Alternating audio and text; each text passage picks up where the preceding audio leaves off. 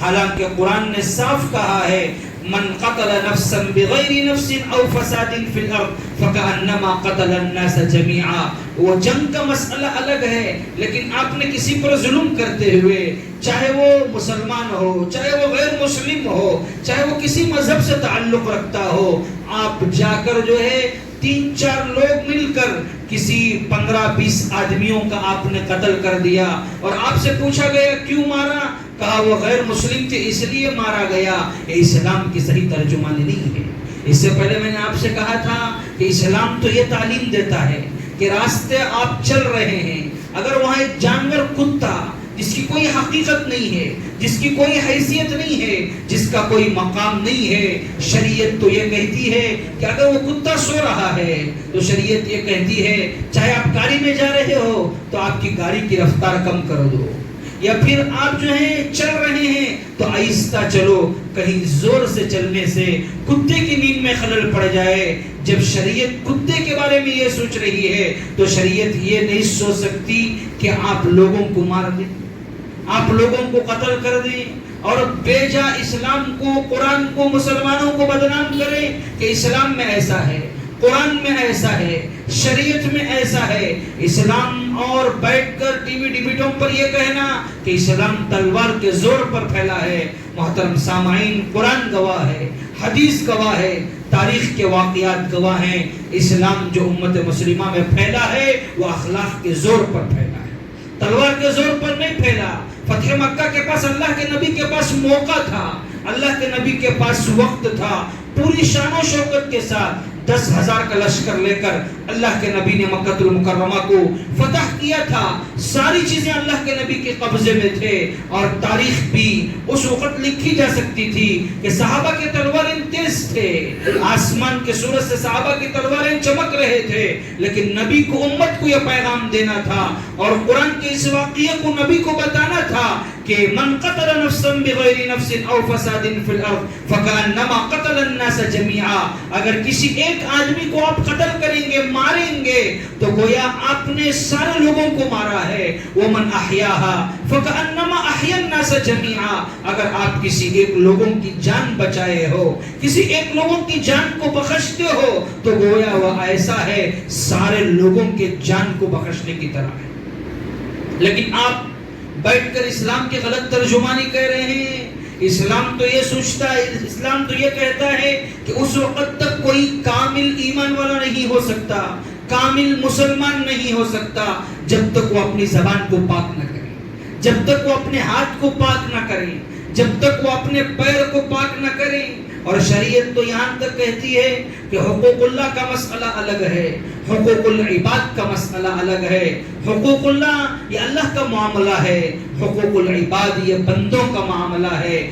زبان سے تکلیف دی ہے، جب تک بندہ معاف نہیں کرے گا اس وقت تک خدا بھی معاف نہیں کرے گا. ہاتھ سے تکلیف دی ہے، جب تک بندہ معاف نہیں کرے گا خدا بھی معاف نہیں کرے گا.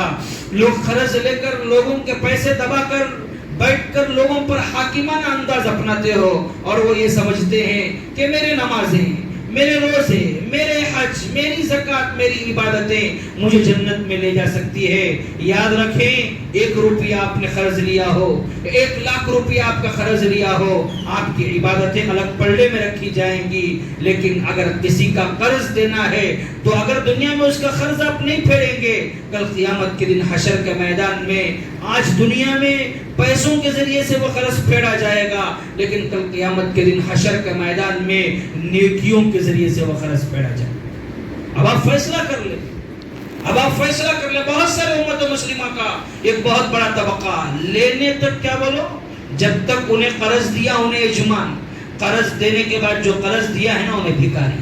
یا تو فون کر کو پوچھنا، یا تو بار بار گھر کے پاس جانا، یا پھر جو ہے اگر روکدار رہا تو روکداری کے ذریعے سے بھلا پسلا کر اس پر قرض کو بند کر دیا جاتا ہے. نیکسٹ بار فون نہیں کرنا، فون کریا تو اسے بلا تو، یا پھر اگر کوئی دبدبا ہے، روکدار ہے، اس کے ذریعے سے فون ڈال کر قرض کو مٹا دیتے ہیں. لیکن یاد رکھیں، آپ کی روکداری، آپ کا بڑپنا، آپ کے بڑے بڑے لوگوں سے تعلق، سارے تعلقات دنیا ہی میں ختم ہو جاتے ہیں. ختم ہونے کے بعد ایک نئی زندگی جو آخرت کی شروع ہوتی ہے، تو وہاں پر خدا کے سامنے کھڑے ہونا ہے، خدا کو تو جواب دینا ہے. تو یاد رکھیں آج اسلام کی جو غلط ترجمانی ہو رہی ہے کہ اسلام تلوار کے زور پر پھیلا ہے اور اسلام جو ہے مارنے کا، لوگوں کو تکلیف دینے کا مذہب ہے، یہ سراسر جھوٹ ہے. اسلام تو یہ کہتا ہے کہ راستے میں کتا بھی سو رہا ہے تو آہستہ چلو کہیں کتے کی نیند پر خلل نہ پڑ جائے. اسلام تو یہ بھی کہتا ہے کہ اللہ کے نبی نے کیا کہا، الایمان بضع و ستون شعبۃ، ایمان کی 70 سے زیادہ شاخیں ہیں. فافضلها قول لا الہ الا اللہ، سب سے افضل شاخ جو ہیں وہ لا الہ الا اللہ کا کہنا ہے. وہ ادناها اماطۃ الاذى عن الطریق، اور اس کا ایک متوسط درجے کی شاخ یہ بھی ہے کہ راستے چلتے ہوئے تکلیف دینے والی کوئی چیز ہے تو اسے ہٹانا بھی ایمان سکھلاتا ہے، اسے وہاں سے ختم کرنا بھی ایمان سکھلاتا ہے. راستہ چل رہے ہیں، پتھر ہے، اسے کھسا کر جانا یہ اسلام سکھاتا ہے. اب اسلام لوگ غلط ترجمانی یہ کر رہے ہیں کہ اسلام مارنے کا مذہب ہے، اسلام جو ہے ختم کرنے کا مذہب ہے. یاد رکھیں جن لوگوں نے یہ حرکتیں کی ہے، چاہے وہ کسی مذہب سے تعلق رکھنے والا ہو، جن لوگوں کو مارا ہے، اسلام میں اس کی اجازت نہیں ہے. حقیقی معنوں میں اگر دیکھا جائے، تاریخ کا مطالعہ کیا جائے، جن لوگوں نے ننھے معصوموں کو، ان لوگوں کو مارا ہے، اسلام میں کہیں اس کی اجازت نہیں ہے. پرزور اس کی مذمت ہونی چاہیے. جن لوگوں نے حرکتیں کر کر اسلام کو، مسلمان کو، قرآن کو، شریعت کو بدنام کرنے کی سازشیں کی ہے، دنیا میں بھی ان کو سزا ملنی چاہیے اور کل حشر کے میدان میں خدا کے سامنے کھڑے ہو کر ان کو جواب دینا ہے کہ ان ننھے معصوموں کا قصور کیا تھا، ان مردوں کا، ان عورتوں کا، ان بچوں کا قصور کیا تھا جن لوگوں کو انہوں نے قتل کیا ہے، جن کے قتل کرنے کی وجہ سے آج مسلمان اور اسلام بدنام ہوا. تو اس سے پہلے بھی میں نے آپ سے کہا تھا اگر اسلام کو فائدہ نہیں پہنچا سکتے تو زندگی میں کبھی اسلام کو نقصان بھی نہ پہنچانا. کہیں تمہاری ان حرکتوں سے اسلام بدنام ہو گیا، قبر میں جا کر اللہ کے نبی کو تکلیفیں پہنچ رہی ہیں، اللہ کے نبی کو وہاں بھی سارے حالات پیش ہوں گے تو یہ چیزیں معلوم ہوگی تو اللہ کے نبی کو وہاں پر بھی تکلیفیں پہنچتی ہے. تو اسلام صرف نماز پڑھنا، روزہ رکھنا، زکوٰۃ دینا، حج کرنا اور لمبے لمبے جبے پہن کر، لمبے لمبے داڑھیاں رکھ کر تمہارا معاملات دیکھیں گے، تمہاری معاشرتی زندگی دیکھیں گے، تمہارے اخلاق بھی دیکھیں گے تو شیطان بھی یہ کہے گا کاش میں ایسا نہ ہوتا تو کتنا اچھا ہوتا.